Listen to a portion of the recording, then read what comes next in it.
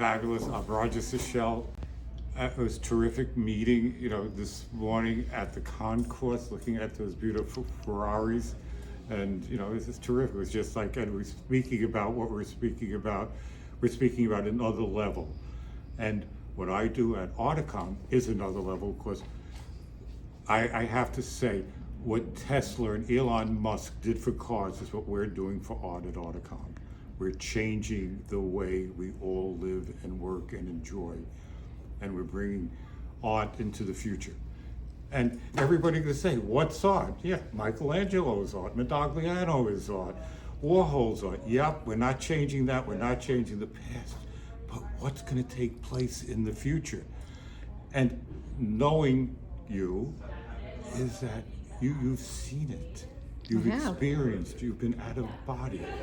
This is what it's about, and that's what we're doing. We're gonna bring you on a journey where the future of art is going to be physical, and all the masters and all that you see on the walls here. So VR. Yeah, it's going to VR, it's going to meta.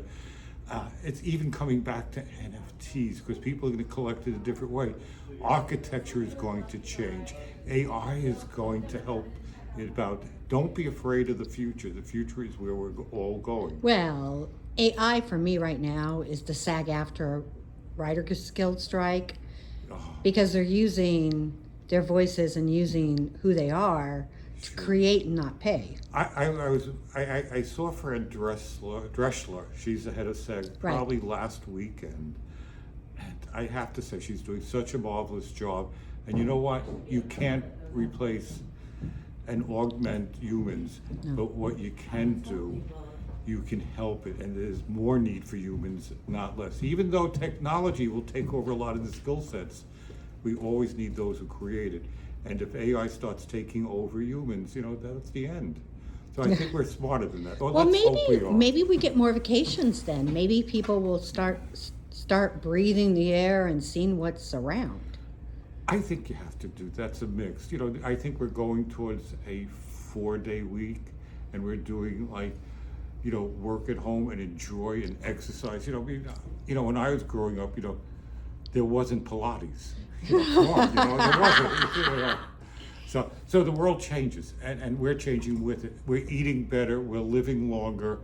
So I gotta say we're doing something. Technology helps that. And you may be mad at a lot of these guys and a lot of the medics and a lot of the firms, and you want to have you want to eat well, you want to have herbal remedies. We know that. Well, I hate to say it, I'm a junk food addict. Everyone who knows me knows this. Okay. So we have to make junk food like healthy. I'm going to turn the camera. I'm going to turn the camera on you now, and nobody's going to believe you're a junk food addict. I got to tell you. Oh, I love you for that. Yeah. Thank you. Look at you. Come on. Aw. You started off as a photojournalist with what and who and where? Well, way back when, I loved rock and roll. I already was in the rock and roll thing because I was promoting rock shows. But I love the art, so I wanted to go to more and bigger. And I was a kid.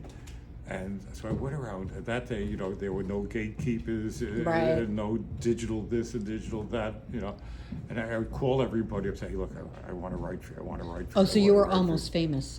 Yeah, almost. Absolutely. Well, I wish I was. So they said, and this is what I heard. It's like right out of the headlines out of a newspaper. They said, hey, kid. Literally, hey, kid.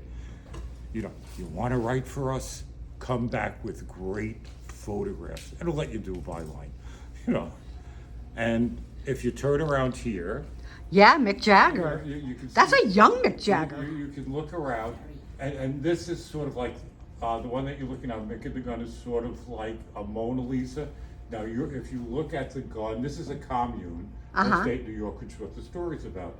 Now, that gun, which is pointing right at you, if you walk to the other side of the wall, it's going to stare at you no matter where you are. It's an optical illusion. And now, what's this one? Because I swear these look like Woodstock. You know what? That was on the road to Woodstock. See? You called that correctly. And this is probably the best, image of photojournalism here. What about this one? Well, that's a classic picture all over the world, and that's called Smoking Hot. And now we're talking about a different era. That was about 1971, and Yeah, I guess as you pull back, you can see it, or I could. Oh, I think it's smoking hot.